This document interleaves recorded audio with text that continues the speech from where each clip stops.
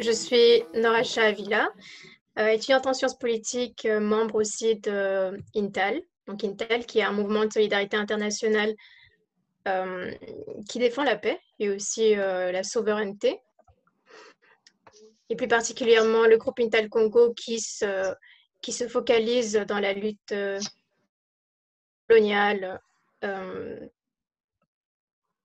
décoloniale et qui donc mène plusieurs activités, plusieurs actions à cet égard. Euh, je serai donc chargée de la modération avec Stéphanie.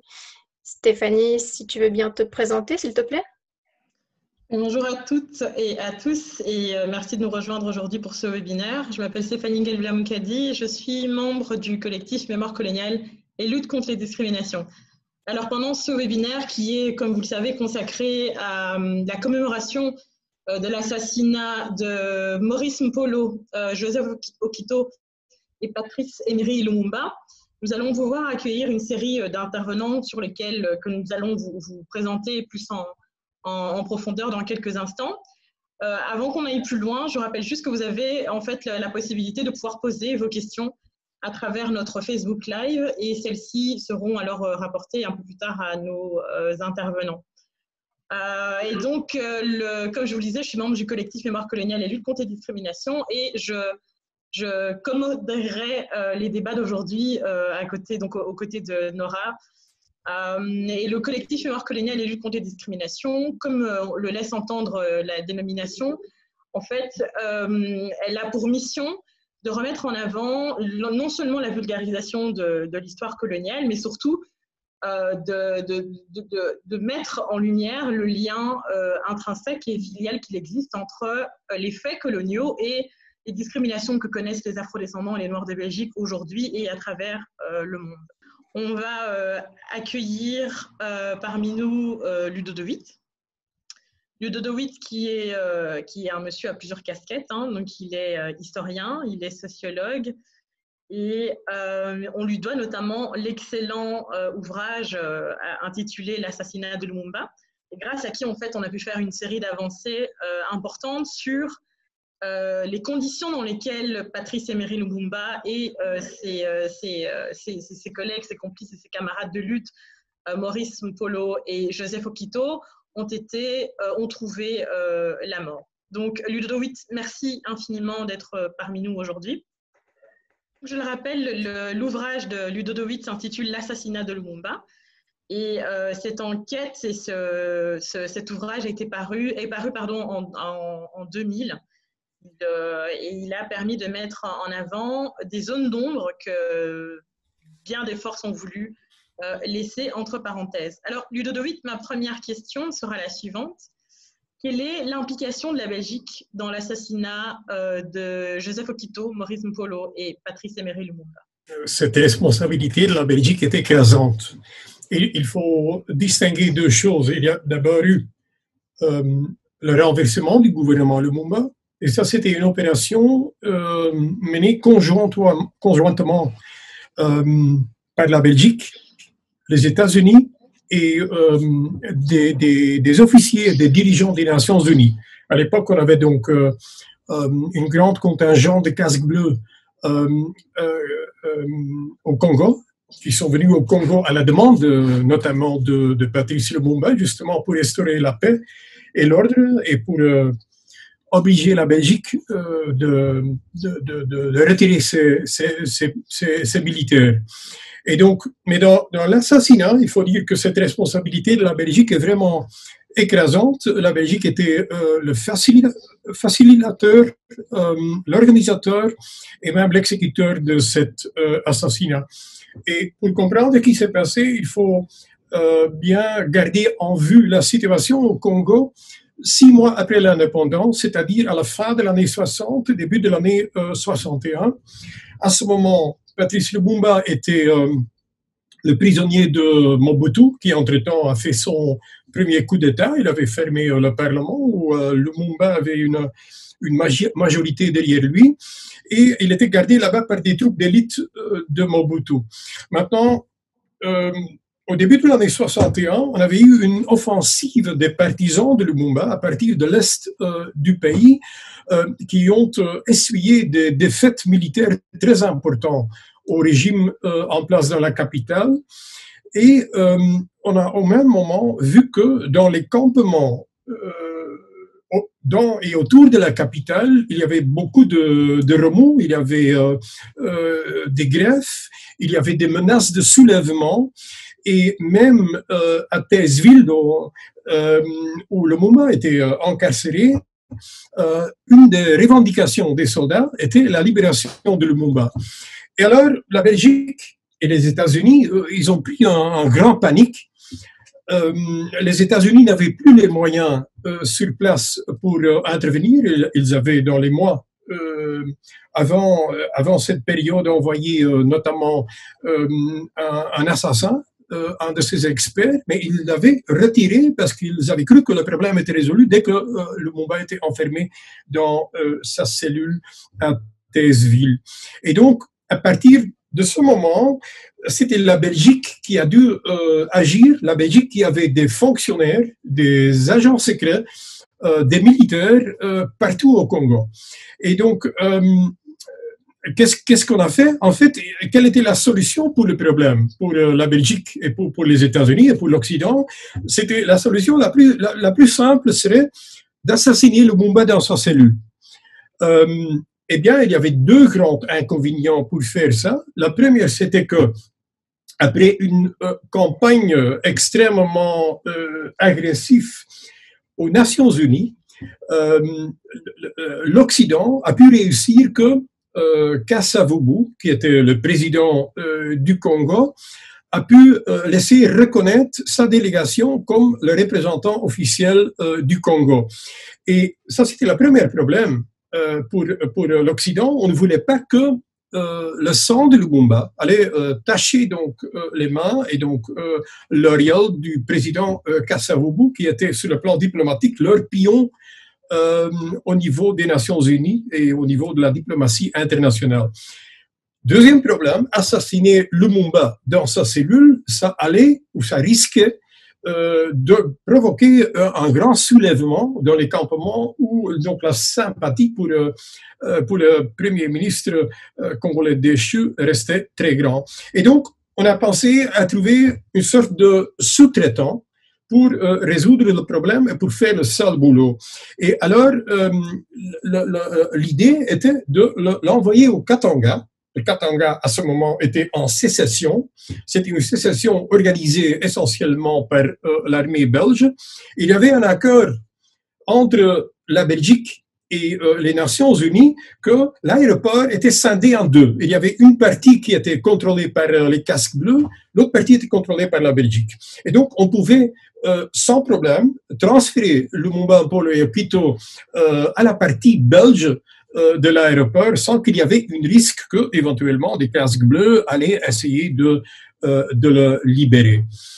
Maintenant, le problème pour la Belgique était que derrière la façade d'un gouvernement katangais, c'est-à-dire avec un président, Moïse Tshombe, et des ministres katangais, tous les pouvoirs essentiels au Katanga étaient aux mains des fonctionnaires et des militaires belges. Ils dirigeaient une sorte de gouvernement fantoche qu'on appelait le Bureau Conseil. Et la colonne vertébrale de ce pouvoir belge, c'était l'armée katangaise.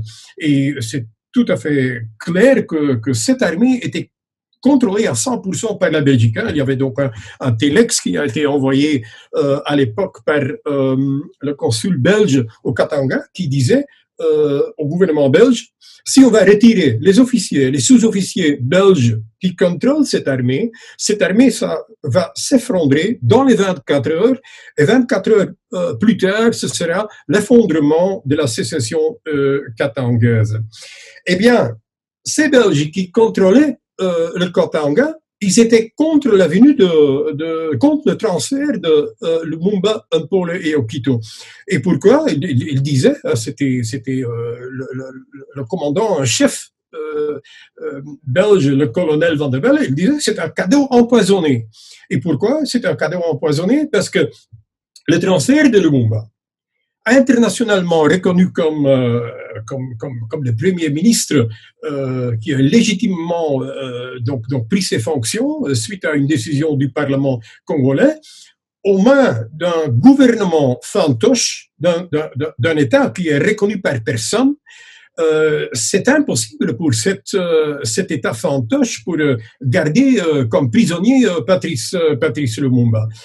Surtout parce que à l'intérieur du Katanga, il y avait donc des casques bleus qui luttaient avec l'armée katangaise contre les Lumumbistes qui menaient une offensive.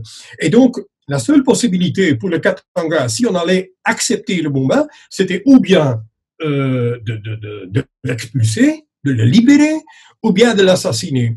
Et donc, les têtes pensantes de la Belgique au Katanga, ils disaient non, on veut pas faire ça, on veut pas assassiner Lumumba chez nous au Katanga, ça va nuire gravement à la sécession katangaise.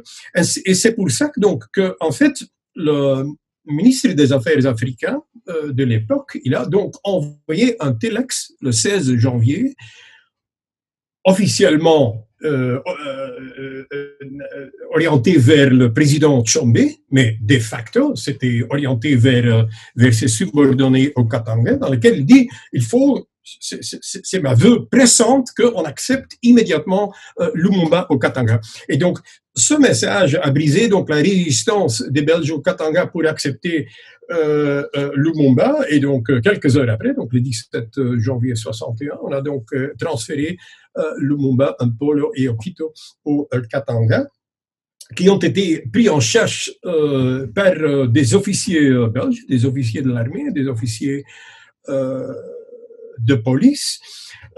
Et pendant 4 heures, sous leur responsabilité, ils ont été torturés par des Noirs, par des Blancs, par des officiers, par des militaires belges, pour finalement être achevés vers 22 heures du soir.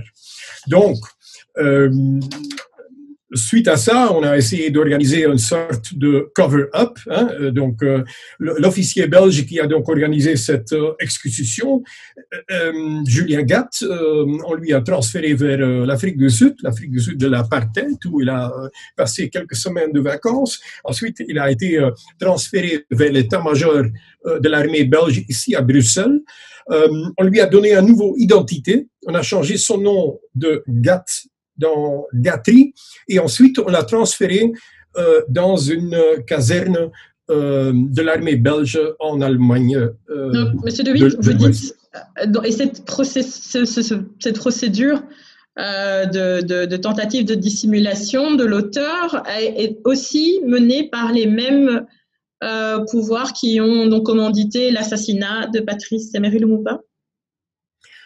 Oui, bien sûr, on a tout fait justement pour escamoter le rôle de la Belgique dans l'affaire, bien que ça n'a pas marché, parce que dès que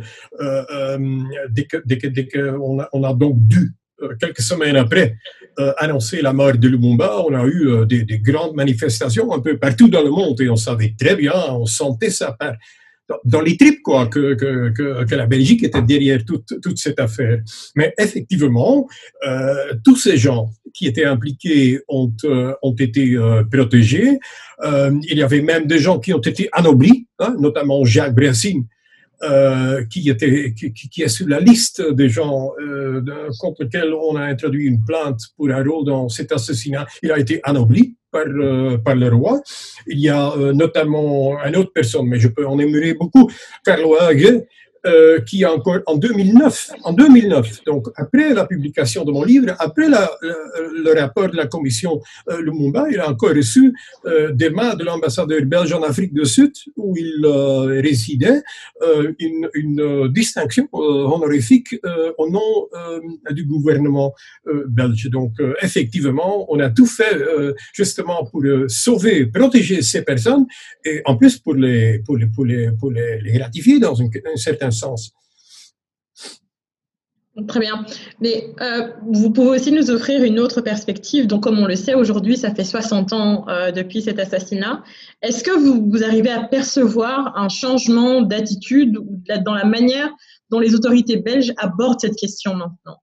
On a eu l'été dernier une prise de position du souverain, donc du roi Philippe, qui reconnaît l'impact qu'a eu l'histoire coloniale et établit donc ce lien entre les discriminations et l'histoire coloniale. Est-ce que vous, en tant que sociologue, vous percevez une différence non seulement dans la société, dans la manière dont on aborde cette question, dans la manière dont on prend une certaine responsabilité, mais plus particulièrement d'un point de vue des autorités belges? Ben, il y a certainement une bonne évolution comparée d'il y a 20, 25 ans, au moment où j'étais en train de travailler à ce dossier. À l'époque, j'ai reçu des menaces de mort des militaires. Donc, tout ça, c'est fini, quoi. Donc, ces milieux agressifs colonialistes, leur poids dans la société a beaucoup diminué. Mais fondamentalement, il y a toujours, jusqu'à aujourd'hui, une résistance de la part des autorités pour voyer en face à 100% ce qui s'est passé à l'époque et pour en tirer les conclusions. Et je crois que la raison est assez simple. Si on doit reconnaître un rôle concret dans cet assassinat, très concret, alors ça veut dire que l'impact serait très immense. Parce que quand on dit assassinat Lumumba, on dit ascension de Mobutu, c'est-à-dire l'instauration d'un régime qui, pendant 3 décennies, exsanguait le Congo. Et donc, pour la Belgique, c'est une chose très, très difficile. Pas seulement pour des aspects financiers, mais aussi parce que la Belgique a un rôle sur la scène internationale très particulier. À côté, donc il y a une division de tâches entre Paris, Londres et New York d'un côté et la Belgique de l'autre côté. La Belgique joue un rôle, parce que c'est un petit pays, il n'a pas les moyens financiers ou militaires pour intervenir directement ou faire beaucoup de pression. Elle a la tâche d'intervenir sur la scène centrafricaine pour faciliter, pour dialoguer, pour organiser des compromis, des pactes, et on fait ça au nom des mots d'ordre comme la démocratie, les droits de l'homme, etc.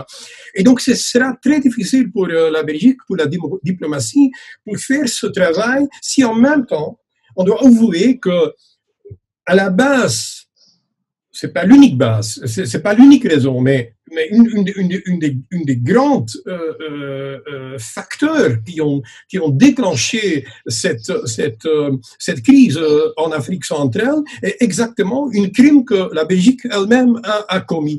Et donc tout ça démontre qu'il y a une volonté de limiter les dégâts pour que le marge de manœuvre de l'establishment belge et surtout de sa diplomatie reste le plus grand possible. Très bien.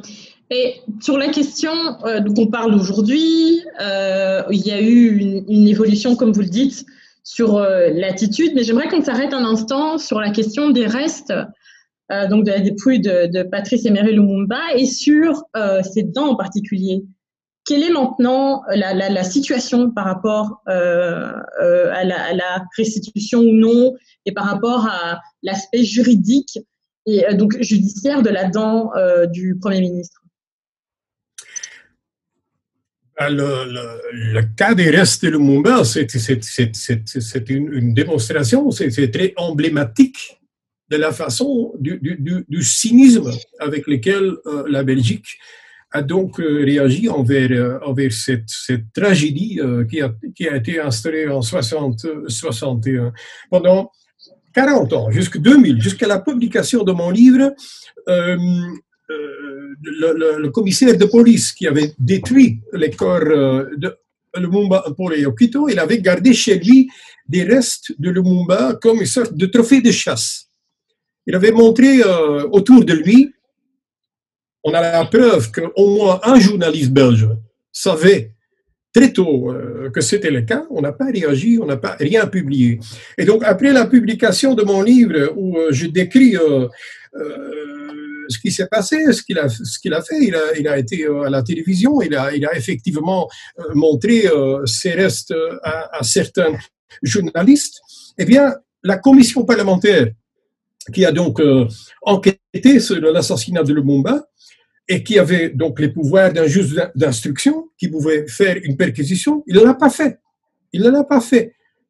De nouveau, parce que, comme je l'ai dit tantôt, on voulait éviter de rendre de pas rendre très concret le lien entre la Belgique et cet assassinat. Et ce n'est donc qu'en 2016 que finalement on a donc récupéré ces restes, pas comme dit le procureur général Van Leeuw, nous on a trouvé les restes de Patrice Lumumba. Non, non, non. Il y avait un journaliste qui m'a contacté, qui avait parlé avec la fille de ce commissaire de police qui entre-temps était décédée, et elle avait montré bêtement ses restes. Et alors j'ai introduit une plainte pour ça, d'une partie d'une corps, et je menaçais de faire un grand cas médiatique si on ne bouge pas. Et donc c'est suite à ça que finalement on a donc organisé cette perquisition et qu'on a donc confisqué les restes. Maintenant, on est aujourd'hui. Maintenant, on a donc libéré Sedan.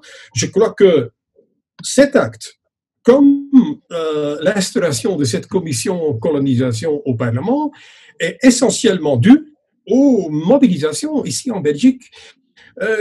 Il faut insister pour l'importance de ces mobilisations autour des suites de l'assassinat de George Floyd, cette grande manifestation à Bruxelles, toutes les actions contre certains statuts. C'est grâce à ça que finalement on a bougé et que aussi le roi Philippe a bougé. Mais la résistance reste forte. Et rien que la déclaration de la justice belge, qui à un certain moment a dit la famille Lumumba peut venir chercher au greffe ce qui reste de leur père, mais c'est absolument honteux. C'est honteux. On le présente un peu comme c'est un paquet vulgaire, c'est comme une horloge qu'on avait perdu quelque part et qu'on peut venir le récupérer. Et donc, ça veut dire que donc en fait cette résistance est très forte. Et ça a aussi à voir avec le fait que pour la justice belge, cette perquisition et cette confiscation posent un problème. Un grand problème. Pourquoi? Parce que... Monsieur De Witt, on va enchaîner sur une autre partie. Nora? Oui, bien sûr. Vous avez parlé du coup du rôle de l'État belge de cover-up pour les assassinats de Okito, Mpolo et Lumumba. Mais moi j'ai une question. Qu'en est-il en fait du rôle de Davignon dans cet assassinat? Dans ces assassinats plutôt. Ben, le rôle de Davignon dans toute cette décolonisation du Congo, et pas seulement du Congo, mais aussi notamment, je suis en train de préparer un livre sur le Burundi, dans ce qui s'est passé au Burundi, est grand. Davignon, à l'époque, il avait 27 ans, mais il venait de commencer une carrière dans la diplomatie, il était encore stagiaire, mais c'était quelqu'un, un rejeton d'une famille de nobles, extrêmement, avec extrêmement beaucoup de relations et de pouvoir. Hein. Son grand-père était ministre, son père était ambassadeur, il avait de la famille qui travaillait pour le palais royal, etc.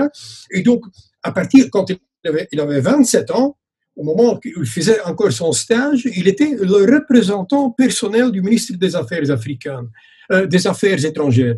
Donc, rien que pour dire qu'en fait, il était un homme déjà extrêmement, avec extrêmement beaucoup de pouvoir, et d'ailleurs, on l'appelait à l'époque le stagiaire plénipotentiaire. C'était comme ça qu'on l'appelait.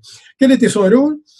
Dans l'été de 60, au moment où la Belgique avait décidé de renverser le gouvernement Lumumba, pas l'assassiner déjà, on croyait à l'époque que ça suffirait de le renverser. Alors, il a joué un rôle central au Congo ensemble avec des officiers belges et des agents secrets belges, justement pour noyauter, pour faire pression sur le président Kasavubu, pour démettre de ses fonctions Patrice Lumumba, mais aussi pour noyauter l'armée congolaise et pour le corrompre pour que des détachements stratégiques prennent parti contre Patrice Lumumba, et ils étaient achetés avec de l'argent, notamment avec de l'argent qui était destiné aux priorités humanitaires, notamment justement pour organiser le rapatriement des Belges qui étaient en train de quitter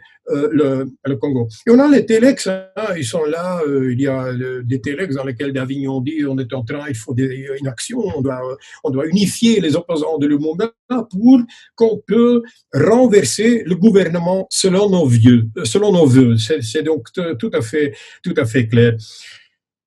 Dans les heures et les jours avant le 17 janvier, Étienne d'Avignon était comme attaché de cabinet, présent au cabinet du ministre des Affaires étrangères. Le ministre lui-même, il était à l'étranger pour une mission, et au cabinet, le cabinet a retransmis tous les téléx dans lesquels des agents secrets au Congo et le ministre des Affaires africaines qui ont demandé, qui ont pressé le Katanga pour accepter le Lumumba, il a tout le temps retransmis ces messages vers le Katanga. Ce qui implique que, à ce moment, c'était un aval, un feu vert de la part des affaires étrangères, implicite, mais très clair, pour qu'on accepte ce transfert de Lumumba vers le Katanga. Et dans ce sens, donc, ce transfert, des documents dans lesquels est très bien exprimé donc la volonté de livrer Lumumba à ses ennemis demeure, est un facteur qui fait que Étienne d'Avignon figure sur la liste des gens contre lesquels on a introduit une plainte pour un rôle dans cette crime d'État. Merci beaucoup, Monsieur De Witt. On sent et on voit toujours que le sujet est ô combien bouillant, mais pour ne pas avoir une conférence qui dure 3 heures, on sera obligé malheureusement de passer à l'intervenant suivant. Mais ceci dit, on reviendra vers vous, bien évidemment, et chacun d'entre vous au moment des questions-réponses. Alors, nous avons l'occasion aujourd'hui d'avoir un intervenant vraiment d'exception parmi nous. Il s'agit de Monsieur Ambroise Kalabela Misambo. Bonjour, Monsieur Kalabela. Merci beaucoup de votre présence aujourd'hui. Ambroise Kalabela Misambo est membre du Front de libération nationale du Congo. Il est conférencier émérite et il est aussi l'un des fondateurs de l'ASBL, le Clan, et ce depuis 1994. Et à travers cette ASBL, elle permet notamment de découvrir la culture noire congolaise particulièrement, et ce pour la diaspora au travers notamment de nombreuses publications, et elle trouve son siège à Liège. Monsieur Kalabela, ma première question est la suivante. Où en sommes-nous aujourd'hui quant à l'idéologie de Patrice Emery Lumumba? Et pour élément de contexte, je rappellerai que M. Kalabela a quitté le Congo à la suite du décès du Premier ministre, enfin, du décès de l'assassinat plutôt, pardon, du Premier ministre Lumumba ainsi qu'Okito Mpolo, mais a continué malgré ça à militer pour une véritable souveraineté du Congo et un nationalisme vaillant. Donc ma question est, où en sommes-nous pour vous aujourd'hui de l'idéologie? Quels sont les restes de l'idéologie lumumbiste?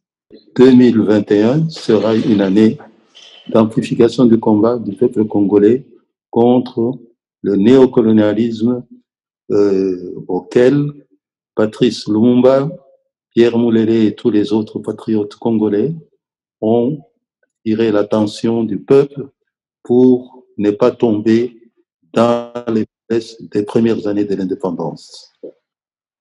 On m'a demandé de parler de la liaison entre le lumumbisme et le moulélisme. ben, il n'y a pas tellement de grandes différences entre Patrice Lumumba et Pierre Moulélé, parce que Pierre Moulélé a continué le combat après la mort de Patrice Lumumba. Donc, c'est la continuation du moulélisme, c'est la continuation du lumumbisme avec d'autres moyens que ceux utilisés par Patrice Lumumba. Patrice Lumumba a utilisé le lumumbisme pour permettre au peuple congolais de se libérer de la domination étrangère et de l'exploitation du peuple congolais par les colonialistes et les capitalistes. Si je peux juste me permettre comme élément de contexte pour ceux qui éventuellement ne sauraient pas qui est Pierre Moulélé. Pierre Moulélé était donc un homme politique congolais de premier plan, vraiment dans la même lignée que Patrice Emery Lumumba. Et oui. Il n'a pas été tout de suite perçu par les forces étrangères comme un des principaux soutiens non seulement de Lumumba en tant qu'individu, mais aussi de sa philosophie. Et rappelons qu'il est mort, torturé sous le joug du président Mobutu. Oui, en 1968. OK. Mais Pierre Moulélé était aussi le ministre de l'Éducation nationale du gouvernement de Patrice Lumumba. Voilà. Mais alors, j'aimerais bien commencer par Patrice Lumumba d'abord et ce qu'on en dit. Il y a un écrivain belge, Pierre Devos, qui a écrit un livre, Vie et mort de Patrice Lumumba.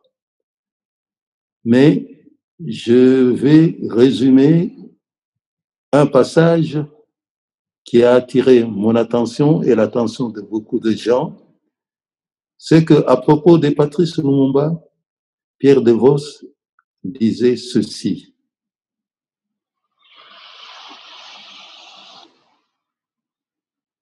Patrice Lumumba est un personnage d'une dimension peu commune en Afrique noire. Lumumba serait sans doute devenu, s'il avait vécu, les champions du panafricanisme avant les Sékou Touré, les Kwame Nkrumah, Tom Mboya ou des Jomo Kenyatta. Mais il a disparu et il n'a pas pu jouer ce rôle qui lui était destiné. Et Patrice Lumumba, il n'a jamais été inféodé à qui que ce soit, à personne. Ça, c'est le propos de Pierre Devos dans son livre « Vie et mort de Patrice Lumumba ». Après Pierre Devos, je vais me référer à un livre qu'un compatriote qui vivait et qui vit encore en Tanzanie, Bibano Missa, il a écrit Le chemin de l'exil. Et dans ce livre, il a publié le discours de Pierre Moulélé et Théodore Benguila. Et ce discours, c'est un manifeste qui, aujourd'hui, attire l'attention des Congolais.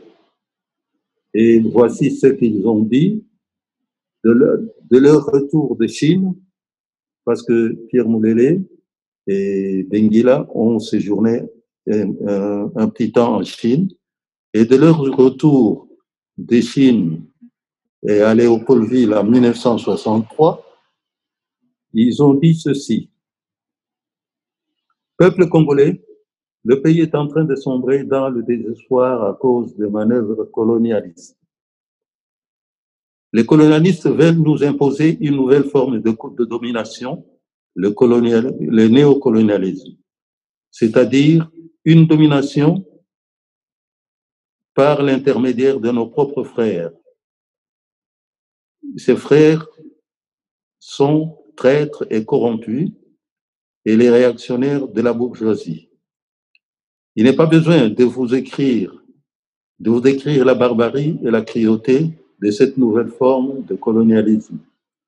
Les colonialistes utilisent diverses méthodes: tuerie, assassinat, empoisonnement, les pots de vin avec des sommes d'argent colossales en dollars, la propagande mensongère par les médias, c'est-à-dire journaux, téléjournaux, tracts, etc. Beaucoup de dirigeants qui hier étaient nos défenseurs acharnés ont trahi la cause du pays. Or, comme vous le savez, dans toutes les sociétés, les traîtres sont punis sévèrement. Le pays est tombé entre les mains d'une caste qui cherche à s'enrichir d'une manière scandaleuse, rapide, révoltante et impitoyable, au détriment des intérêts réels du peuple qui continue à mourir de faim. La stratégie des grandes puissances au Congo s'appuie sur nos divisions, nos querelles, nos luttes tribales provoquées et entretenues d'ailleurs par les sociologues et les psychologues occidentaux qui sont partout dans le pays, et il ne faut pas parier de cette situation menaçante. Voilà ce que Pierre Moulélé et Théodore Benguila ont dit à propos du néocolonialisme. Cette lutte contre le néocolonialisme doit se mener sous la direction d'un pouvoir populaire et démocratique. C'est aussi une fausse conception de croire que l'indépendance équivaut à prendre la place des anciens dirigeants coloniaux pour ne rien changer quant à la structure économique du type colonialiste. L'indépendance, si on la veut entière et totale, entraîne une lutte héroïque et implacable du colonisé, parce que sa réalisation implique un changement radical. C'est une lutte systématique contre la colonisation. Elle est dure et de longue haleine. C'est une utopie de croire que la décolonisation totale et réelle puisse se réaliser sans casse. L'histoire de l'humanité nous le prouve avec éloquence. Notre détermination dans la lutte nous conduira à la victoire et celle-ci est inéluctable. Voilà ce que les moulélistes, qui sont en fait des lumumbistes, disent à propos du néocolonialisme. Mais j'aurais dû commencer par la déclaration de Patrice Lumumba concernant le néocolonialisme que le peuple congolais devait combattre. Et Lumumba dit ceci: les forces qui nous combattent et qui combattent mon gouvernement, sous le faux prétexte qu'ils combattent le communisme, sont en train de voiler en fait leurs réelles intentions. Ces pouvoirs européens favorisent seulement ces dirigeants africains qui sont stipendiés à eux et qui déçoivent leur peuple. Certains de ces pouvoirs conçoivent leur présence au Congo ou en Afrique seulement comme une occasion d'exploiter leurs richesses, leurs riches ressources au maximum, avec la connivence de certains dirigeants corrompus.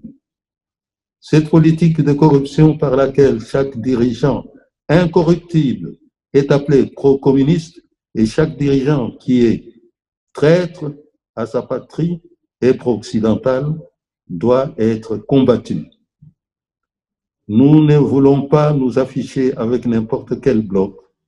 Si nous ne faisons pas attention, nous risquons de tomber dans le néocolonialisme qui serait tout aussi dangereux que le colonialisme que nous avons enterré le 30 juin.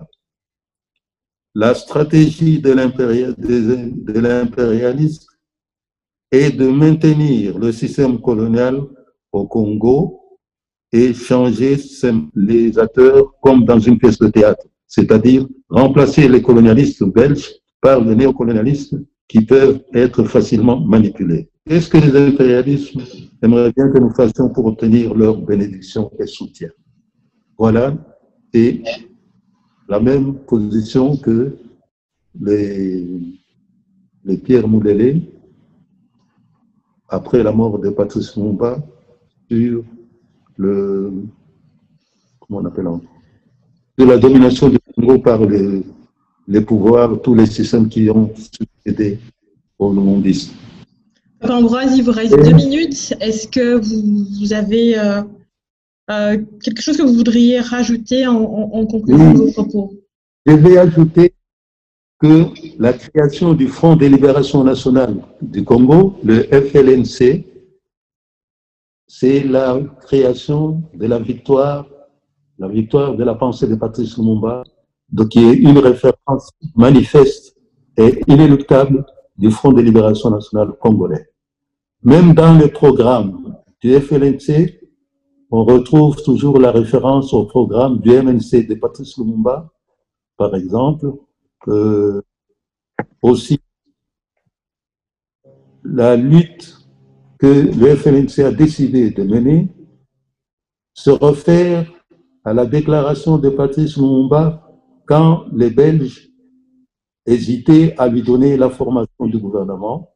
Et Lumumba a dit, si on ne nous permet pas, nous, les nationalistes et les vainqueurs des élections, on ne nous permet pas de former le gouvernement, nous irons former notre gouvernement dans les montagnes du Congo. En fait, c'est cette suite-là que Pierre Moulélé et tous les autres ont suivi, et le FLNC aussi, c'est-à-dire on nous a empêchés de gouverner démocratiquement, alors nous allons arracher le pouvoir par la voie de la lutte armée. Pierre Moulélé a été tué pour ça. Le FLNC a pris la relève aujourd'hui et prépare d'aider le peuple à se libérer de cette domination et de cette misère. Merci voilà. Beaucoup, Papa Ambroise. On voit à travers vos propos que l'esprit de résistance a fait intégralement partie du peuple congolais et de tout peuple qui a à un moment ou un autre été soumis à la colonisation. Merci infiniment pour vos sacrifices et merci pour les services rendus à la nation et merci pour votre combat contre la déshumanisation et votre combat pour la reconnaissance de l'humanité du peuple congolais. On va maintenant passer à notre intervenant suivant. Nora? Oui. Alors, Michel Bouffiou, vous êtes journaliste d'investigation et vous vous êtes penché en fait sur la question de la restitution des restes humains qui date de l'époque coloniale. Donc, vous avez notamment publié une enquête sur le crâne de Lusinga dans Paris Match. Donc, moi, j'aimerais savoir pourquoi est-ce que vous vous êtes lancé dans ce travail de recherche donc sur les restes humains et du coup, quel a été le résultat et quel est son impact maintenant? Écoutez, je me suis intéressé à l'histoire du chef Lusinga parce que elle synthétise finalement beaucoup de problèmes dont on discute actuellement, qui sont d'une brûlante actualité, puisque le chef Lusinga, quand il a été assassiné, on ne s'est pas contenté de l'assassiner, on a également volé un certain nombre d'objets qui lui appartenaient, notamment des statuettes qui sont exposées encore aujourd'hui au musée royal de l'Afrique centrale à Tervuren. Donc, il y a tout le débat que l'on connaît autour de ce qu'il faut faire de ces biens mal acquis et de leur restitution future aux Congolais. Par ailleurs, après avoir été tué, Lusinga, son crâne a été ramené en Belgique par Storms et ce crâne se trouve toujours au musée des sciences naturelles dans une collection coloniale de restes humains qui comporte plusieurs centaines de crânes. Alors pour restituer cette histoire qui n'est pas finalement sans corrélation ou sans lien ou qui ressemble en fait un peu à l'histoire de Lumumba. Donc, je vais vous donner quelques éléments de repère. Donc, en fait, comment dire, la personne qui a commandité l'assassinat de Lusinga est un militaire belge qui s'appelait Emile Storms, dont le buste est encore présent à Bruxelles d'ailleurs, au square de Meus. C'est un buste qui est tout à fait muet, qui ne dit rien aux gens. Et cette histoire, en effet, de Lusinga et Storms n'était pas connue de l'opinion publique en Belgique, alors qu'elle est quand même assez extraordinaire. Avant que je publie ces articles dans Paris Match, elle était connue d'un certain nombre de personnes tout de même, mais elle était l'objet de publications plutôt confidentielles par des scientifiques faisant un peu de l'entre-soi. Et donc, ce n'était pas dans le débat public. Et donc, en fait, Storm, c'était un militaire qui travaillait pour l'Association internationale africaine, qui est une organisation qui a été créée en 1876 par le roi Léopold II. Et il y avait un double visage, en fait. La propagande de l'association était de dire que dans une perspective multilatérale, elle allait apporter la civilisation avec des grands guillemets en Afrique centrale, qu'elle était anti-esclavagiste avec des grands guillemets également. Et donc, derrière cette façade présentable, c'était en fait simplement une entreprise de conquête coloniale. Il s'agissait pour Storms et tous les autres envoyés de cette association à l'époque d'aller dans le territoire qui correspond à l'actuelle République démocratique du Congo et d'y soumettre un maximum de chefs locaux qui cédaient leur territoire. Alors ces soumissions ont été obtenues parfois par de simples rapports de force. Quand les gens arrivaient armés, c'était difficile de leur résister, mais parfois aussi il y a eu des combats et des résistances. Et dans cette histoire de Lusinga, c'est ce qu'on trouve, et c'est évidemment très intéressant. Ça nous montre qu'il y a une résistance au Congo dès le début des populations locales, et je pense que c'est une idée importante. Et donc, en fait, Storms va aller dans la région du lac Tanganyika. Il va créer en 1883 une station à Mpala du nom du chef local, qui lui va se soumettre assez vite. Mpala, peut-être pour situer, ça se trouve sur la côte occidentale du lac Tanganyika, dans l'actuelle province du Tanganyika, à peu près au sud de Kalemi et au nord de Moba. Et donc, dans cette région-là, à l'époque, il y a un chef puissant qui s'appelle Lusinga et qui, lui, va vouloir traiter d'égal à égal avec Storms. Évidemment, ça ne convient pas à cet envoyé de l'Association internationale africaine, et donc il va y avoir un affrontement un conflit qui va se nourrir comme ça au fil des semaines, avec peut-être un moment important que je soulignerai. C'est en juin 1883, je pense que c'est un moment très symbolique dans cette histoire qui nous dit beaucoup de choses. En fait, après avoir pris possession des territoires du chef Mpala, le militaire Storms va trouver utile de faire une cérémonie avec le chef Mpala, une cérémonie, un échange de sang. Et donc, comme pour donner le message que tout ça se passe finalement en parfait accord, etc. Mais enfin bon, dans les histoires des occupations de différents pays, partout dans le monde, ce genre de choses se passent. Et donc, lors de cette cérémonie, Lusinga, le chef Lusinga est présent, parce que c'est un chef puissant de la région. Il est déjà en conflit avec Storms, mais il prend la parole. Il préside d'ailleurs la cérémonie, ça montre son importance. Il est même le parrain de Storms lors de cette cérémonie. Et donc, il prend la parole. Et alors là, ça renvoie vraiment au discours inattendu de Lumumba le 30 juin 60. Je trouve que c'est une scène qui est un peu du même ordre. parce qu'il dit quelque chose qui va peut-être être son arrêt de mort à Lusinga. Il dit donc, il prend la parole et il dit ceci, donc je vous cite Lusinga.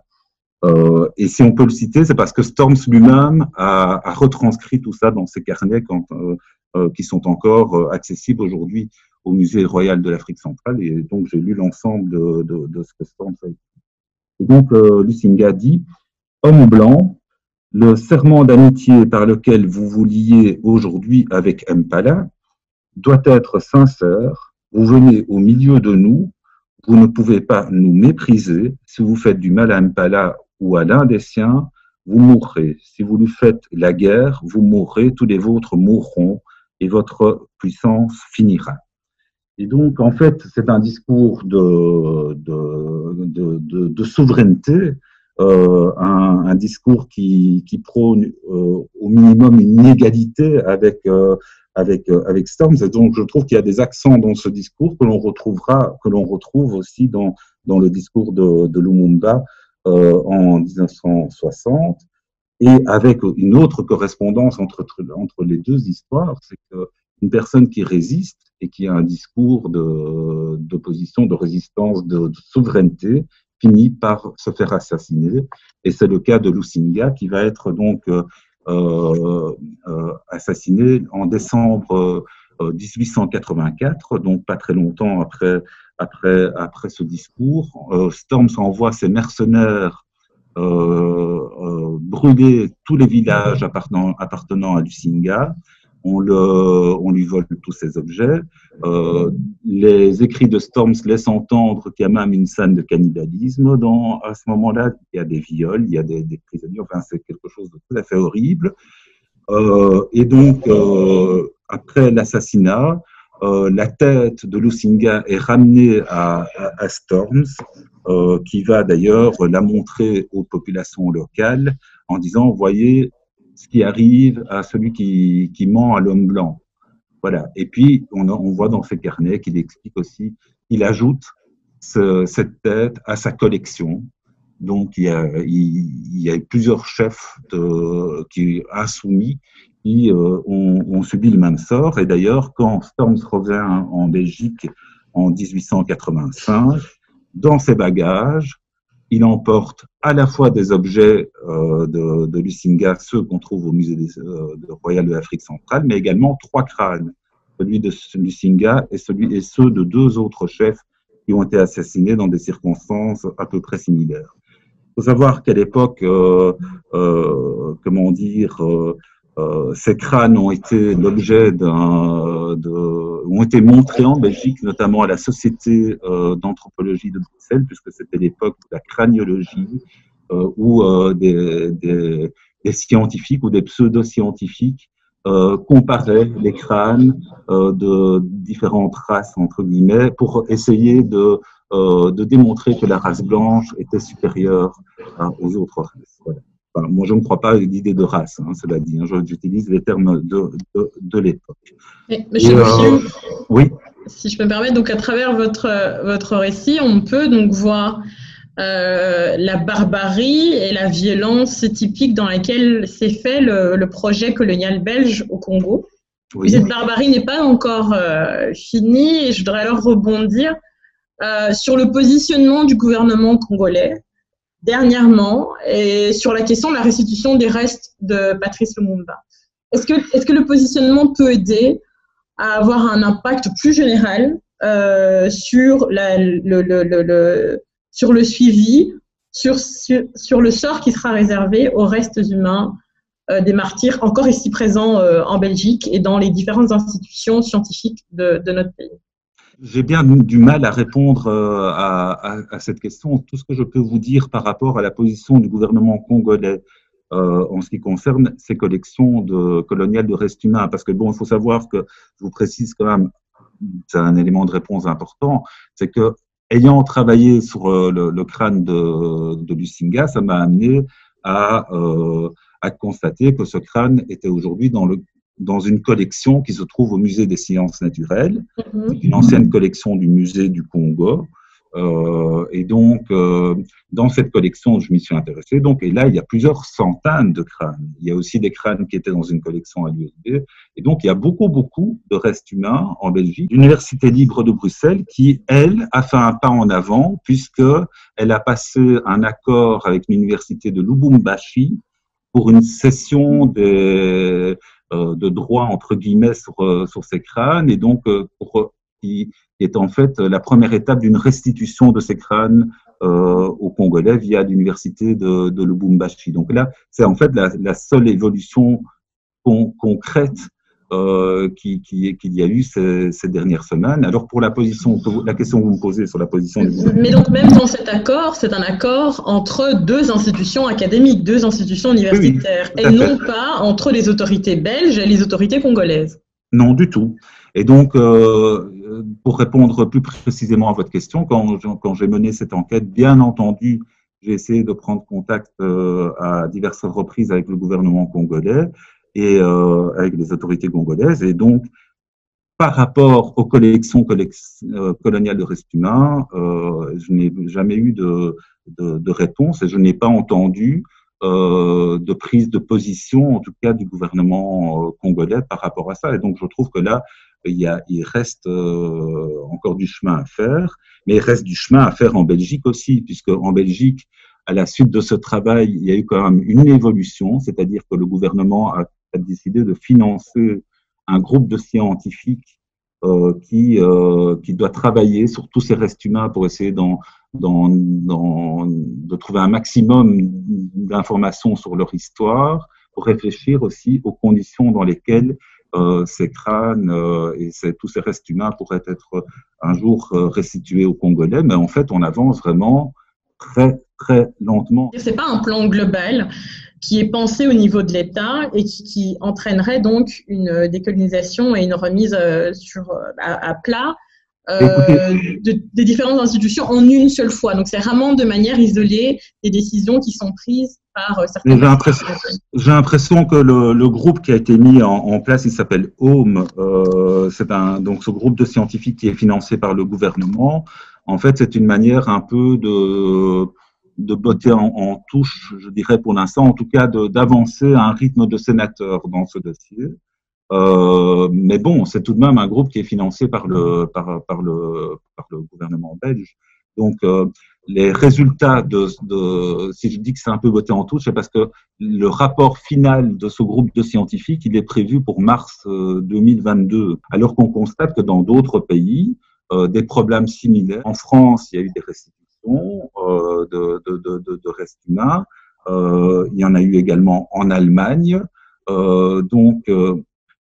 En fait, le problème est un problème de choix politique, de vouloir véritablement avancer.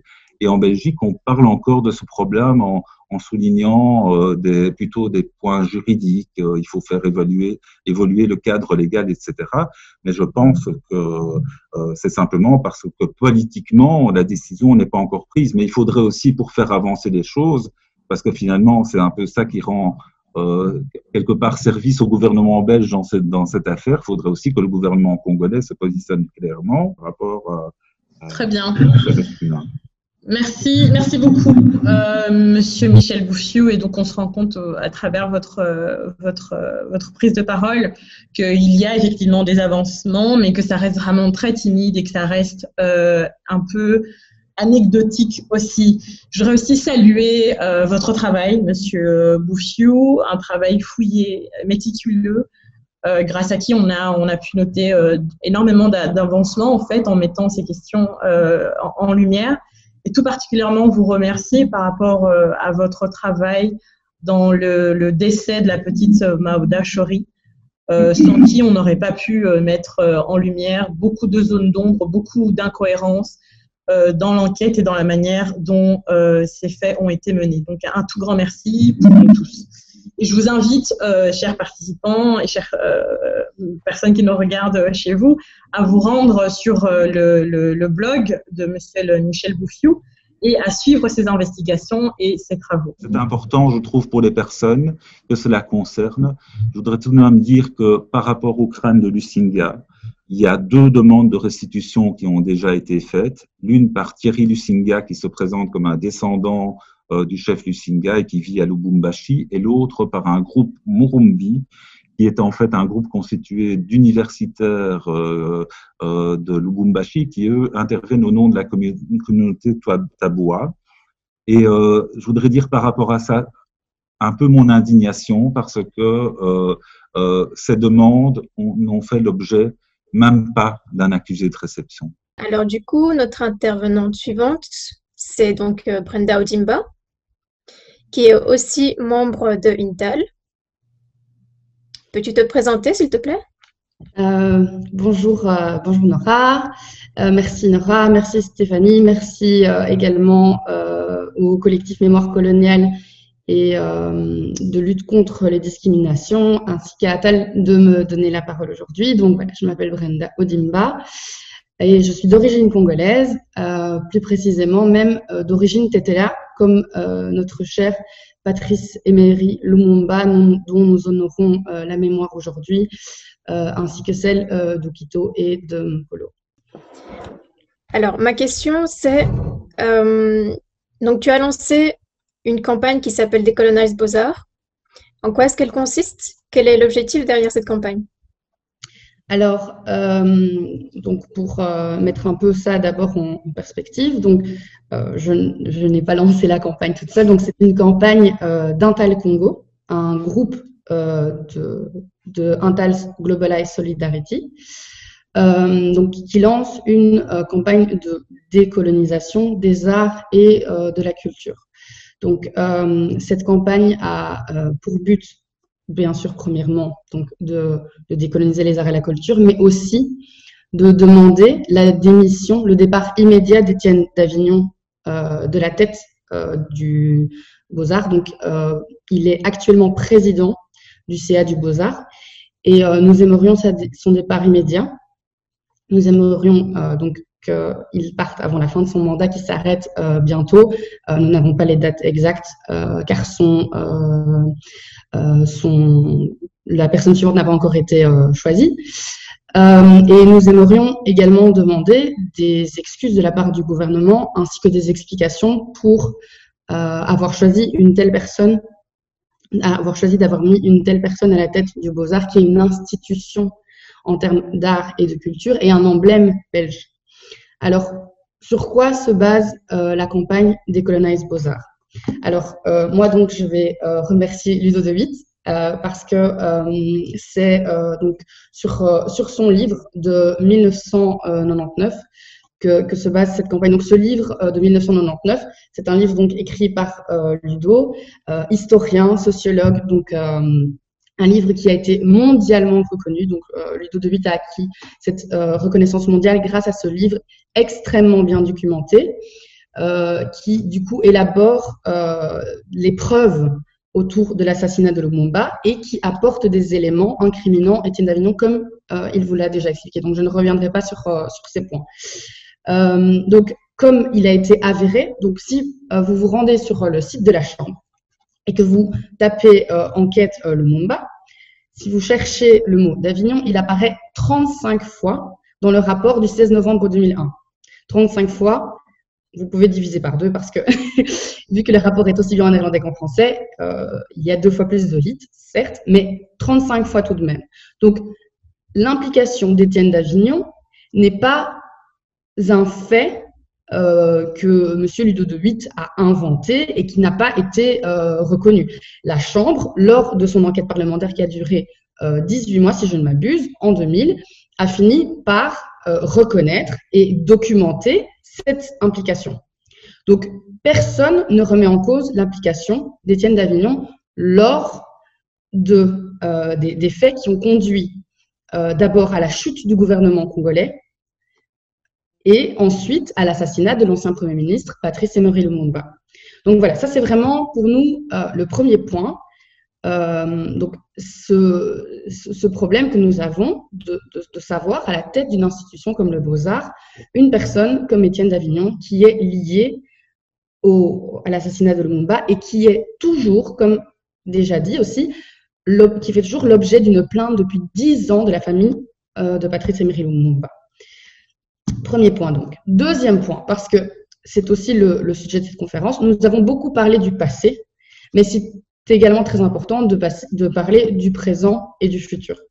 La décolonisation, c'est justement pour offrir un présent et un futur meilleur aux nouvelles générations, pas qu'aux diasporas, mais à tout le monde. Il est très important pour nous, mais je pense que beaucoup de gens seront d'accord avec cette idée. Il est très important pour nous qu'une institution comme les Beaux-Arts, que les arts et la culture en Belgique soient un lieu d'expression collective qui ne raconte pas uniquement les histoires de la culture dominante.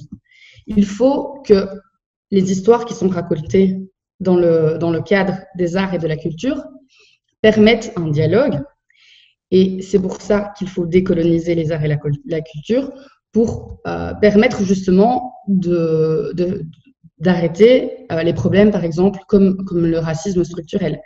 La colonisation n'a pas pris fin le jour où les pays africains ont pris leur indépendance. La décolonisation est un travail permanent. Tant qu'il y aura des statues et des rues nommées selon à la suite de Léopold II, alors que maintenant tout le monde sait ce que Léopold II a fait au Congo, tant que les musées auront toujours en leur possession des restes humains et de l'art qu'ils ont accaparé durant la période coloniale, tant que dans l'enseignement, il ne sera pas enseigné l'histoire coloniale de manière exacte, de manière complète, il y aura des problèmes de racisme structurel, il y aura des problèmes de discrimination à l'emploi. Parce que raconter que Léopold II est parti au Congo pour civiliser, pour apporter la paix, pour apporter le développement, pour mettre fin à l'esclavage, c'est un mensonge. C'est un mensonge. Et en perpétuant ce mensonge, on perpétue l'idée de ce racisme, du fait que l'homme noir est inférieur à l'homme blanc. On perpétue l'idée que le roi Léopold II est venu apporter la civilisation à ce pauvre peuple africain. Et donc, on perpétue l'idée que l'Africain est moins bon que le blanc. On perpétue, et du coup, c'est comme ça qu'on se retrouve avec un taux de discrimination à l'emploi qui est le même en Belgique qu'aux États-Unis. C'est un article du soir de juin, à la suite des manifestations Black Lives Matter, qui nous donne ce genre de chiffres. Aujourd'hui également, je tiens à saluer la RTBF, car ils ont publié un article sur le passé colonial et également sur l'assassinat de Lumumba, où ils citent l'implication d'Étienne d'Avignon. Donc voilà, cette campagne, je le rappelle, elle a pour but de décoloniser les arts et la culture, et elle a pour but de faire la lumière sur la personne qui est Étienne d'Avignon, personne liée à l'assassinat de Lumumba, mais plus encore, personne aussi qui siège et qui a siégé à la tête de nombreuses structures multinationales avec des enjeux financiers assez importants. Donc, certes, Étienne d'Avignon a pu apporter des sponsors grâce à son carnet d'adresses, mais est-ce qu'il est bon qu'un homme blanc de 88 ans lié à un assassinat d'un homme d'État congolais et ultra-capitaliste se trouve à la tête d'une institution comme les arts, comme le Beaux-Arts? Je vous pose la question, et pour moi, c'est important de maintenant pouvoir aussi donner la place aux autres intervenants pour réagir.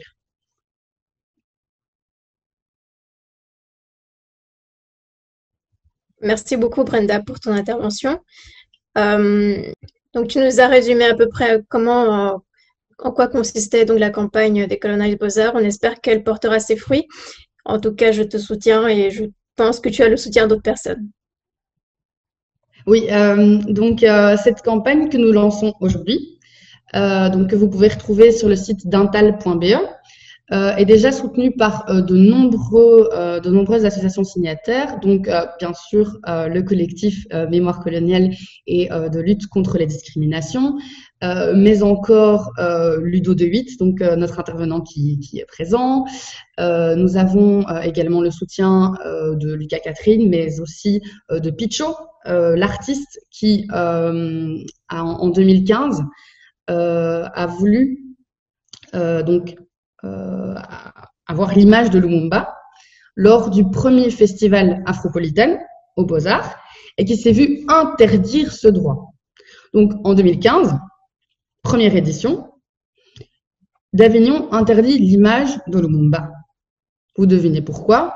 Parce qu'évidemment, il est lié à son assassinat. Donc pour lui, c'est un peu gênant de retrouver l'image de Lumumba dans l'enceinte de l'institution qu'il gère. Déjà en 2015, la communauté afrodescendante s'était mobilisée pour contrer cette interdiction et donc avait passé le discours de Lumumba en réaction à cette interdiction. Donc Picho nous soutient. Nous avons également le soutien du CADTM, de Hart Bovenart Bruxelles, les Bruxelles Panthères. Nous avons le soutien de Binabi ULB, de Change ASBL. Nous avons également récemment reçu le soutien de Quinoa, du collectif Présence Noire, sous l'arbre à palabres. Voilà, je ne vais pas vous citer toute la liste des signataires, mais voilà, c'est déjà à ce stade-ci une campagne qui rencontre beaucoup de soutien parce que les demandes de décolonisation qui, dans le cadre de cette campagne, s'adressent plutôt aux arts et à la culture, sont quand même un sujet d'actualité, comme disait Michel Bouffiou précédemment. Et donc, pour nous, c'est vraiment important que aussi les gens soient de plus en plus informés, parce que c'est une discussion qu'on avait avec une personne du collectif. Malheureusement, vu que il n'y avait pas d'obligation de raconter l'histoire coloniale, aussi bien la population belge, les générations belges, que la diaspora congolaise et la diaspora africaine ne savaient pas cette histoire et ne connaissaient pas Lumumba. Très peu de gens, en fait, connaissent Lumumba. Et pour nous, c'est important que les gens connaissent cet héros de l'indépendance, ce héros des libertés, parce que Lumumba, ce n'était pas quelqu'un qui était contre les Belges, ce n'était pas quelqu'un qui était contre le capitalisme, ce n'était pas un communisme, un communiste, il l'a dit, il était proche de tous les courants. Il a eu des discussions avec le Parti communiste, comme il a eu des discussions avec à peu près tout le monde. Lumumba était une personne fédératrice. Lumumba a voulu l'union du Congo. C'est ce que Lumumba cherchait avant tout. Il voulait l'indépendance, il voulait la liberté et il voulait le respect des droits humains. Et c'est pour ça qu'on l'a assassiné. C'est parce que en donnant la liberté au Congo, les sociétés belges et étrangères perdaient le contrôle des ressources naturelles. Donc le Congo, c'est quand même un des pays les plus riches en termes de ressources naturelles, mais c'est aussi un des pays les plus pauvres. L'habitant congolais est un des habitants les plus pauvres au monde. Comment expliquer j'ai envie de parler de dissonance, comment expliquer cette aberration qu'un pays qui est le plus riche en termes de ressources naturelles soit aussi le pays qui abrite les personnes les plus pauvres au monde?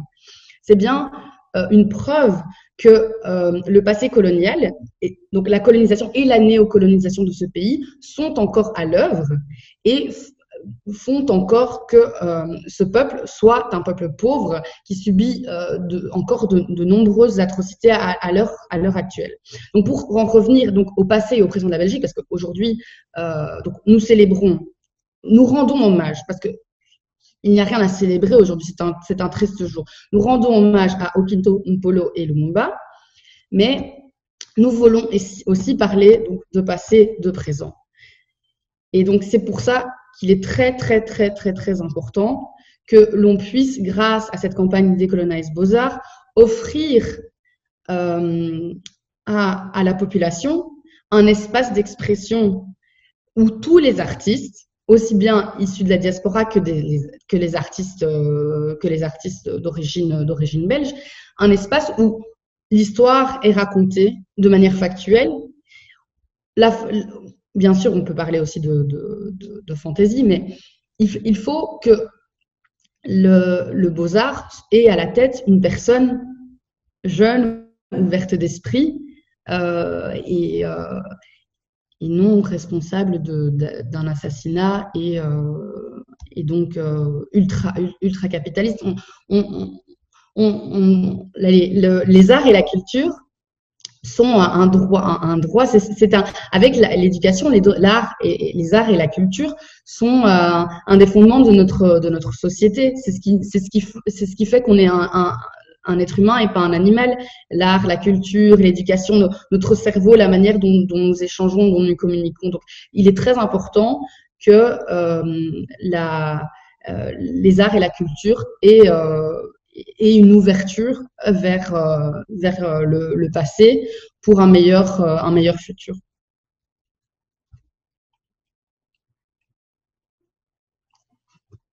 Donc voilà.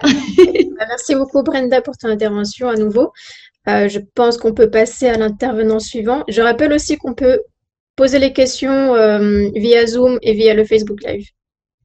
Et juste, du coup, je me permets, on vous enverra le lien, mais je me permets aussi de vous citer le lien de la campagne. Donc, vous pouvez lire le dossier complet de la campagne Décolonize Beaux-Arts sur intal.be/campagne/Beaux-Arts. Donc, sur ce site, vous pourrez signer la pétition.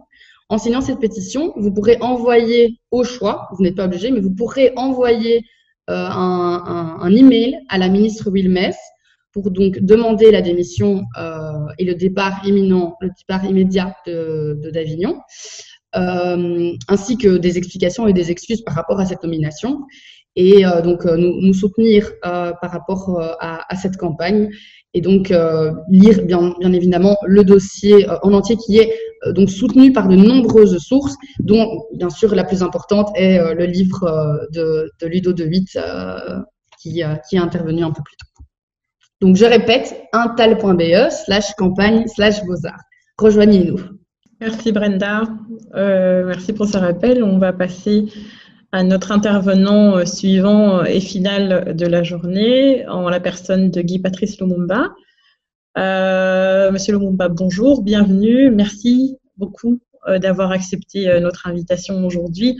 On l'a vu à travers les différents récits et les différentes interventions d'aujourd'hui, qu'il y avait véritablement eu non seulement une violence, mais aussi une volonté de continuer à museler la parole des résistants et de continuer à falsifier la vérité historique et à traîner dans la boue le nom de Lumumba, Okito et Mpolo. Donc, on aimerait vous donner l'occasion de pouvoir vous exprimer comme bon vous semble et par rapport à un thème qui vous sera cher et à souhait. Donc voilà, vous avez libre cours. Oui, bonjour à tous les auditeurs et je vous remercie. Je crois que mon visage y apparaît rarement. Mais je voulais tout simplement dire, quand vous voyez la photo de Lumumba, et à l'époque il avait 4 enfants. Dans cette photo, je n'apparais pas. Et aujourd'hui, ça fera 60 ans de l'histoire, donc il n'y a pas de tabou. Je suis né. Mon père s'est marié avec ma mère à Kisangani. Quand il était à Kisangani, bien qu'il ait Pauline Opango comme épouse et avec François, Julienne, Patrice et Roland, et à un certain âge, mon père a fait le choix de se marier. Et c'était avec ma mère qu'il a envoyé ma mère étudier à Brazzaville. Et parce que toutes les femmes congolaises, c'était à l'école ménagère, parce que ce qui est vrai, le contexte historique du Congo, la Belgique est catholique. Donc, la femme doit rester à la maison et on conditionnait les femmes, plus ou moins les femmes désévoluées, certaines femmes, à ce qu'ils puissent savoir comment préparer la maison, repasser, autres. Il n'y avait pas de place pour cela et mon père enverra ma mère faire des études à Brazzaville qui étaient beaucoup plus ouvertes. C'était également colonie française. Et à son retour à Kisangani, ils se sont mariés coutumièrement. Et ma mère travaillait comme étant secrétaire de mon père.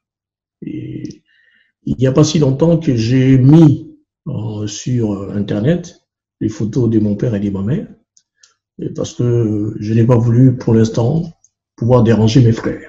Hein, je peux dire la vérité. Et mon mère revient avec mon père et ma mère travaille à la primature.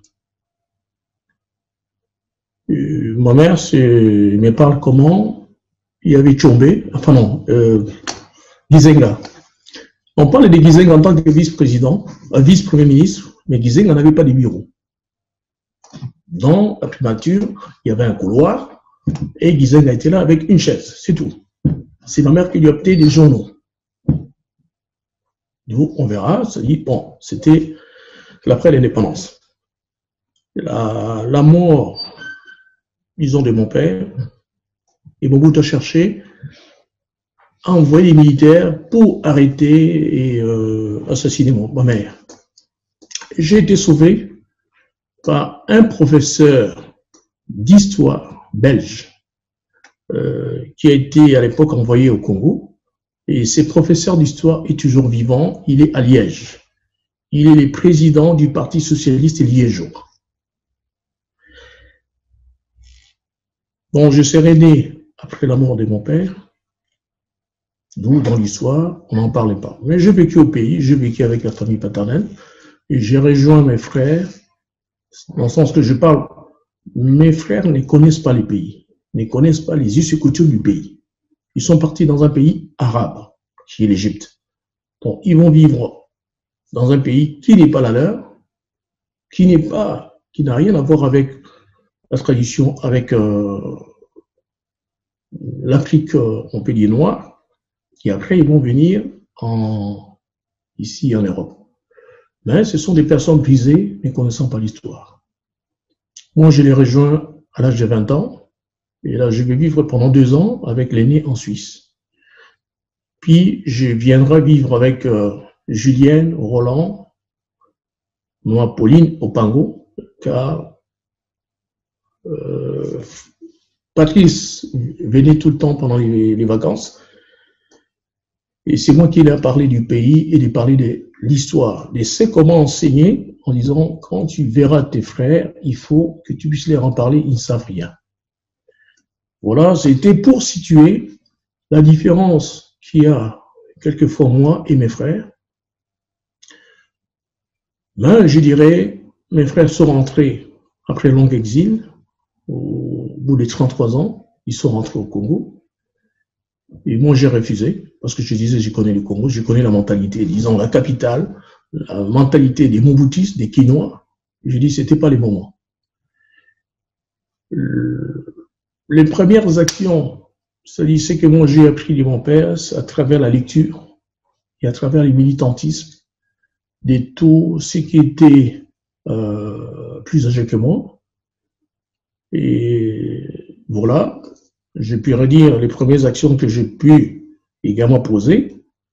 Ça a été à la sortie du livre de Lido, qui a été les personnages pivots pour qu'on puisse en parler jusqu'aujourd'hui. C'est son livre qu'il a sorti. Et de ces livres-là, donc, je ne cesserai jamais de les remercier. À partir de ces livres, il y a eu la commission parlementaire. Et de cette commission parlementaire, il a bien évoqué le rôle également qui était la Belgique des divisions des tâches, qui à un certain moment, la Belgique va se proposer de créer, de noyauter les enfants du Lumumba de Paul et Okito, en créant ce qu'on appelle la Fondation Lumumba. Mais la Fondation Lumumba est d'esprit belge, politique belge. comment nous pouvons noyauter les enfants de Lumumba et les mettre dans un carcan. Pardon, excusez-moi, Guy. En fait, ce serait possible de se recadrer, de faire un focus sur Lumumba, s'il vous plaît? D'accord, non, je parle, oui, c'est dit sur moi, mais je parle de moi. Hein, parce qu'il y a des points dans lesquels je parle de ces livres. Il y a eu la fondation. La fondation également, je parle belge. Je dois en parler, pourquoi ça n'existait pas. Parce que j'ai été invité par Jas Vernet, qui était le président de la commission. Et à la suite de cette commission, il y a eu question de nous corrompre. C'est moi qui me suis opposé, d'où la commission n'existe pas, la fondation. Deuxièmement, en 2006, je me suis présenté en tant que candidat indépendant à la présidentielle, où ça m'a valu 2 arrestations au Congo. C'était toujours pour m'intimider.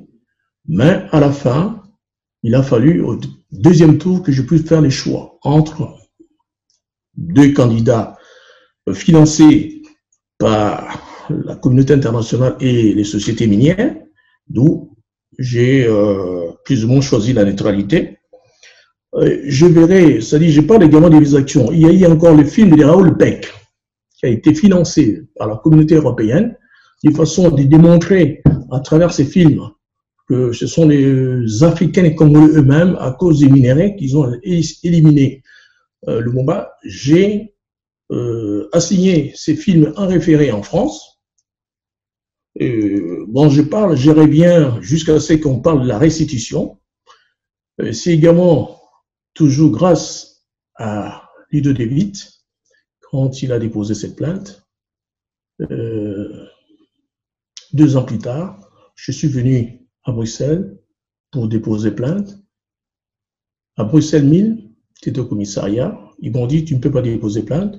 Mais j'écris et c'était une femme policière qui est sortie. Il me dit, Monsieur Lumumba, c'est nous qui avons assassiné ton père.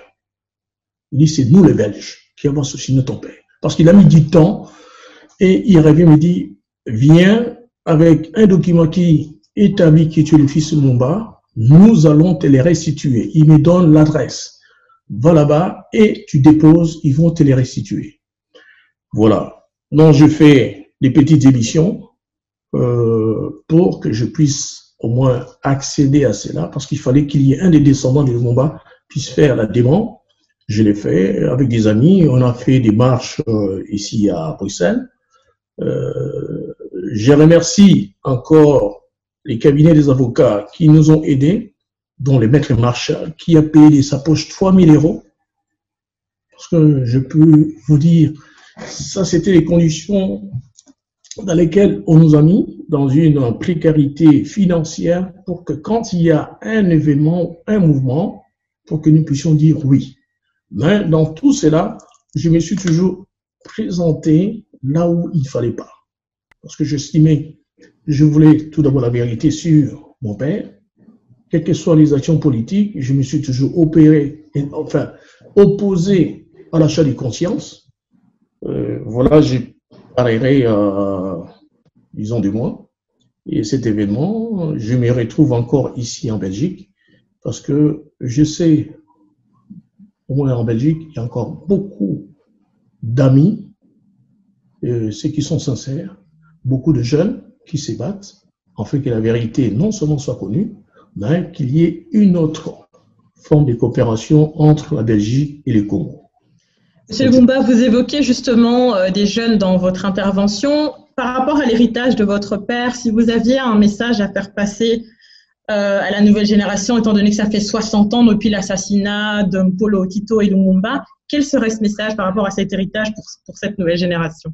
Cette génération, tout d'abord, je dirais, ils font vivre Lumumba à travers les idées, parce qu'il est mort au XXe siècle. Au XXIe siècle, je les encourage, d'où mon rôle serait toujours également de les accompagner. Et je peux dire à tous ces jeunes, c'est grâce à toutes vos campagnes, aujourd'hui nous pouvons dire que nous pouvons quelque part enterrer notre père, quels que soient les 2 dents qu'ils ont proposé de les restituer. au moins il y aura un sépulture au Congo où nous dirons c'est là qu'est enterré le Lumumba.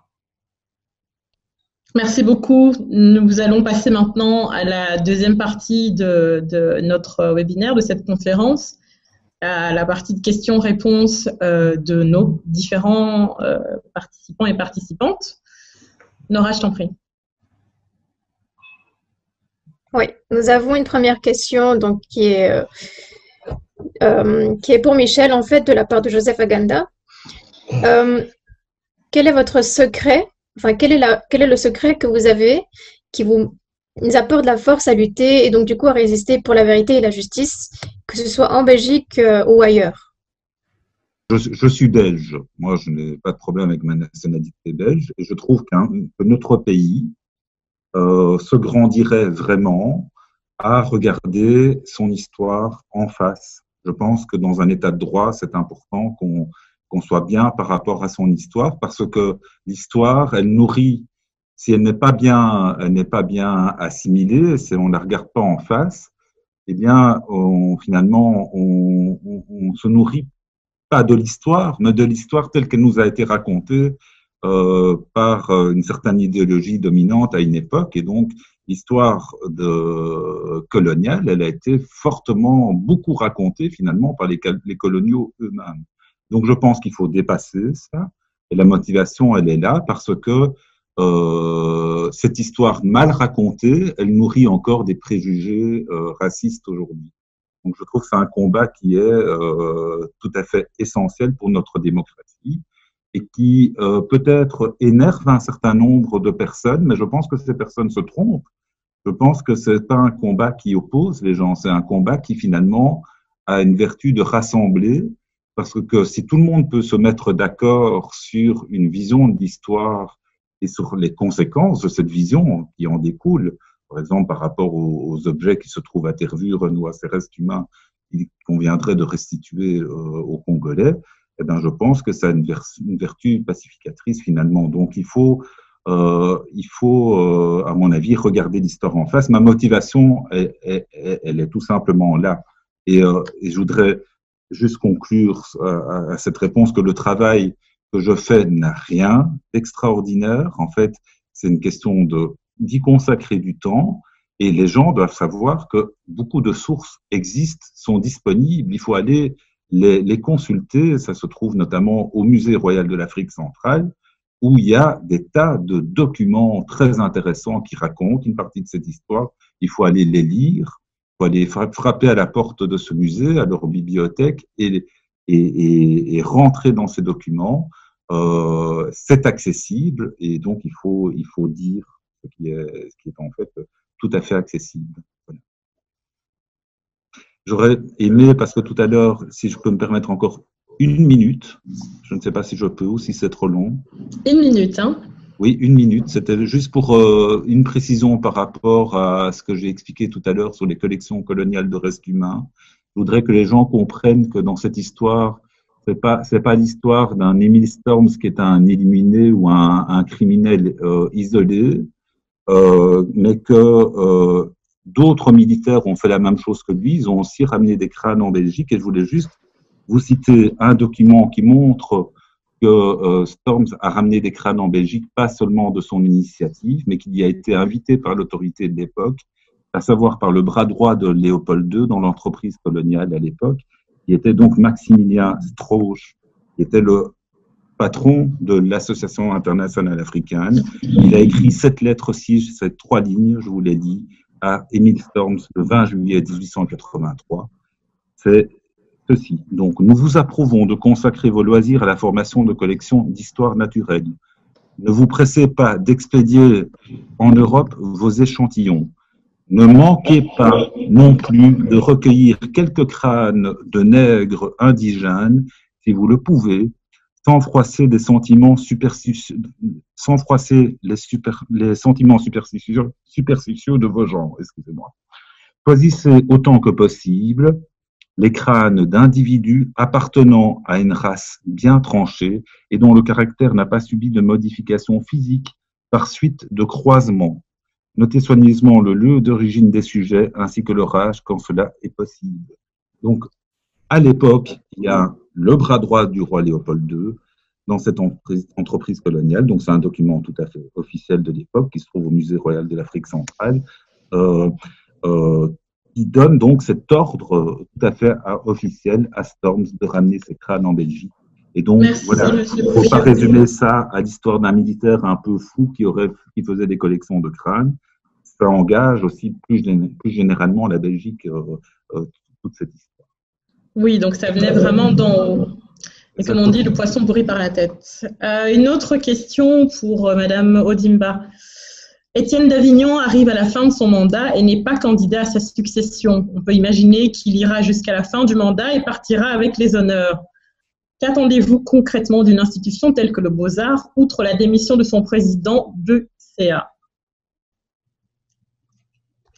Donc, ce qui est attendu de la part du CA du Beaux-Arts, parce que un président du CA, c'est le CA qui l'élu, ce n'est pas, ce n'est pas nous qui choisissons qui est à la tête des Beaux-Arts. Donc, nous attendons qu'il y ait une réelle remise en question par rapport à la manière dont est gérée une telle institution. Nous voulons que cette institution permette de laisser place à la créativité des artistes et de tous les artistes. Comme je disais précédemment, pour qu'il n'y ait pas uniquement cette place à la culture dominante. Donc, on ne parle pas uniquement ici de couleur, de race. On parle également de genre, de femmes et d'hommes, une meilleure représentation entre les femmes et les hommes, mais également ne pas uniquement laisser la place à de grands sponsors du monde capitaliste. Nous voulons des arts et de la culture qui s'adressent à tout le monde, aussi bien donc aux classes les plus hautes qu'aux classes les plus basses. Nous voulons des arts et de la culture populaire. Nous voulons que cette institution soit un outil d'éducation, parce que l'école est bien sûr l'outil principal de l'éducation, et comme vous le savez, les étudiants, c'est pas ce qu'ils préfèrent écouter leur professeur assis sur un banc d'école. Donc, il faut que cette institution permette qu'il y ait une meilleure compréhension du monde, soit décolonisée, de manière à ce qu'on puisse parler de tout, parler du présent, parler du passé, et autoriser toutes les cultures, tous les genres, tout le monde à s'exprimer, et pas donc à nouveau, comme j'ai déjà expliqué, interdire l'image d'un leader pour les droits humains. J'espère que j'ai répondu à la question. On a une autre question de la part de Paola pour Guy Lugumba, donc qui est la suivante. Comment est-ce que vous voyez le message de votre père dans la lutte pour la souveraineté du Congo? Est-ce que votre père a laissé est-ce qu'il y a un discours qui peut être considéré comme texte fondateur? Bon, merci beaucoup. Je dirais, je vais expliquer, c'est notre père.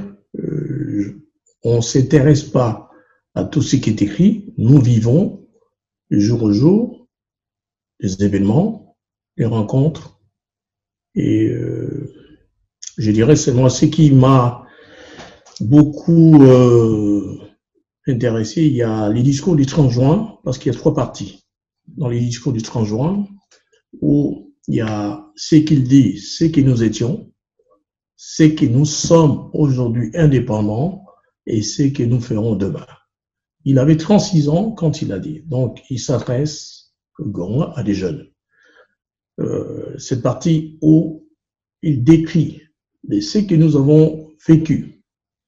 Il a dedans, il dit la Belgique, les pays avec lesquels nous avons demandé les dépenses.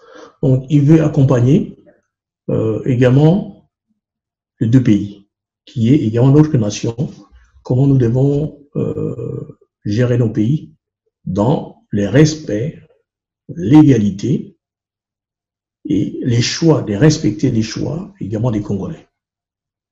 Voilà les discours, c'est-à-dire les textes qui est les plus importants, qui est celui-là.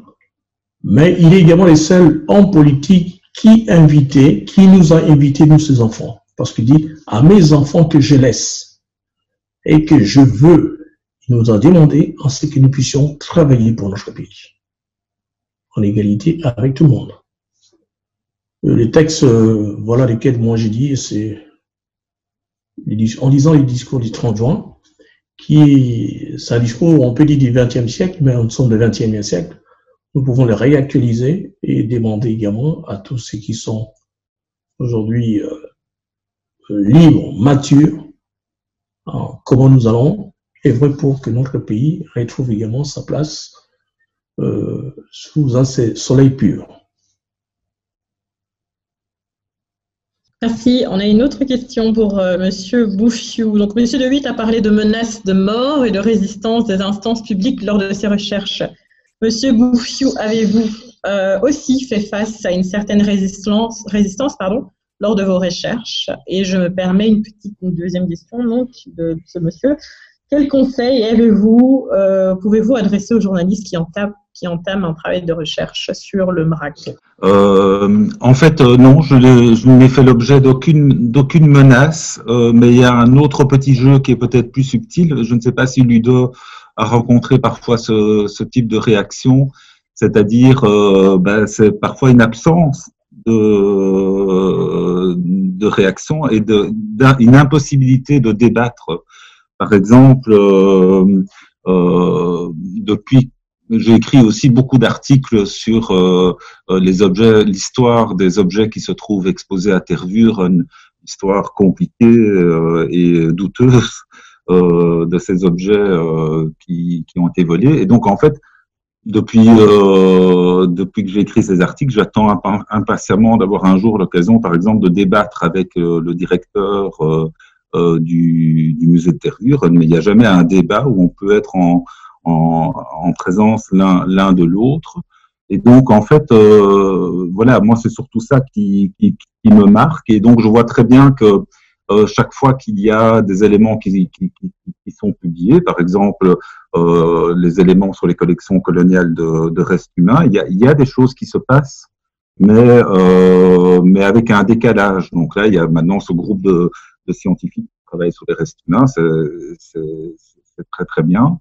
Mais de véritables débats, de confrontation, c'est très difficile de l'avoir avec les autorités qui sont en charge de ce problème en Belgique. Donc voilà. Donc je pense que s'il y avait plus de débats, on avancerait plus vite. Mais voilà, c'est compliqué en Belgique. Merci.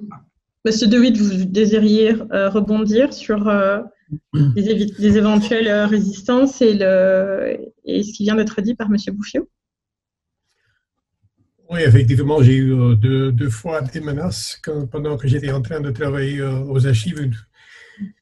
C'était avant la publication de mon livre, mais tout ça s'est fini dès que le livre était publié, dès qu'on a eu donc la confirmation par Soute qu'il avait effectivement détruit les corps de Lumumba Mpolo et Kito. Mais Michel a raison, hein, il y a parfois, on se tait et il y a une sorte d'autocensure de la part des médias. Et je veux bien rappeler que j'ai publié l'assassinat de Lumumba en 1999 et 3 années avant ça, en 1996, j'ai publié un premier livre, Crisis in Congo, qui n'a pas été traduit en français. Et dedans, essentiellement, tous les éléments pour commencer à comprendre ce qui s'est passé au Congo, renversement Lumumba, assassinat, c'était dedans.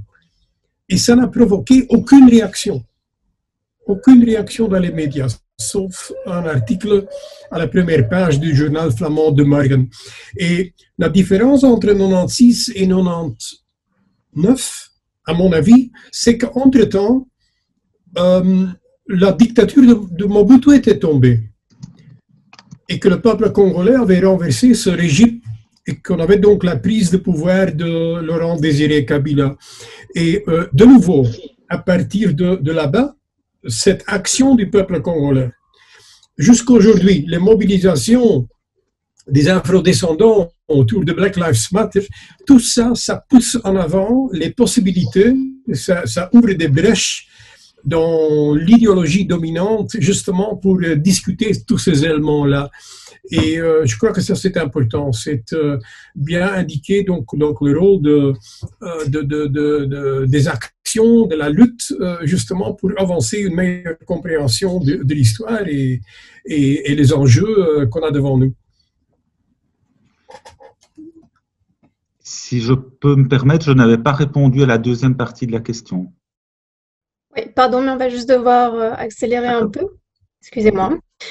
Alors, en fait, pour Monsieur De Witt, donc on a un intervenant qui dit « Je n'ai jamais entendu que les nazis possédaient des restes des résistants, qu'ils devaient les restituer. Donc, pourquoi tous les colonialistes européens attendez, j'essaie de suivre, ont emporté des restes humains des résistants africains en Europe. »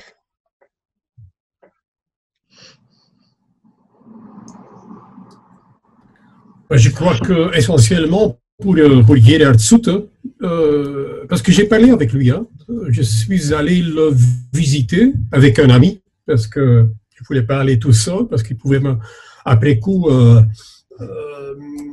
me reprocher de faire des propos indécents ou pas très, très sérieux. Et c'était quelqu'un qui effectivement a emporté ses restes. C'était d'ailleurs pas seulement un dent, c'était 2 dents et une phalange. Où ils sont, on ne sait pas. Lui, il a emporté ça comme trophée de chasse. C'est comme un chasseur qui a abattu un animal, qui met son pied dessus et qui prend une photo. C'est ça le but. Et donc, c'est en quelque sorte essayer pendant des décennies d'étaler sa supériorité envers ses ennemis qu'on considère qu'on se considère comme supérieur envers eux. C'est ça le but, je crois, de ce type d'acte ignoble. Super, merci beaucoup. Alors, Stéphanie, je te propose de conclure notre conférence. On en arrive presque à la fin et on a un peu peur que ça se termine pile à 17h et pour ne pas vexer qui que ce soit. Est-ce que quelqu'un a encore un mot pour 1 minute, chacun et chacune? Vraiment 30 secondes en fait, même pas 1 minute. Brenda. Merci Stéphanie. Non, moi je veux vraiment peut-être alors terminer sur une note positive. Aujourd'hui, donc c'est une journée triste parce qu'aujourd'hui donc on célèbre, enfin on rend hommage à un assassinat, mais c'est également quelque chose de très positif de voir que depuis donc Black Lives Matter en juin de l'année passée, c'est un sujet qui prend vraiment beaucoup d'ampleur. Les médias y accordent enfin l'attention nécessaire. Comme disait Ludo De Witt, son livre Crisis in Congo n'avait eu aucune couverture à l'époque. Donc c'est vraiment très positif de voir que nous avançons. Le sujet de la décolonisation avance. Donc merci Brenda. Oui. Donc voilà, pardon. Monsieur De Witt. Je n'ai rien ajouté à ce qu'a dit Brenda, donc je suis tout à fait d'accord. Il faut continuer la lutte. Merci beaucoup, Monsieur Bouffiou. J'en profite pour répondre à la question qui m'avait été posée, à laquelle je n'avais pas répondu. En 30 secondes. En 30 secondes, quel conseil donnez-vous aux journalistes qui entament un travail de recherche qui implique le Musée royal de l'Afrique centrale? Eh bien, le conseil, c'est d'y aller simplement parce que ces sources sont accessibles au public, à n'importe qui veut demander à avoir accès à ces informations. Il ne faut pas avoir peur d'y aller et il faut forcer la porte si on la ferme, mais je ne crois pas qu'ils ferment la porte. Ça, ce n'est pas le cas. Donc, il faut aller vers cette documentation qui a beaucoup à nous dire encore. Merci, Monsieur Bouffiou. Monsieur Lumumba. Alors moi, je dirais, on parle de Lumumba, mais il y a un gouvernement. On a entendu le président Félix Tshisekedi dire le 16 décembre que le 30 juin de cette année, il y aura une journée spéciale. Je rappelle tout simplement au moment où le président de la République parle de Lumumba, il doit s'impliquer dans la plainte, car la plainte que nous avons déposée, c'était les enfants de Lumumba. Point.